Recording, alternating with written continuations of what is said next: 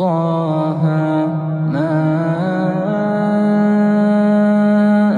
أنزلنا عليك القرآن لتشقى إلا تذكرة لمن يخشى تنزيلا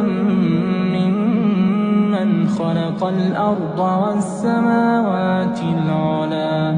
الرحمن على العرش استوى له ما في السماوات وما في الأرض وما بينهما وما تحت الثرى وإن تجهر بالقول فإنه يعلم السر وأخفى الله لا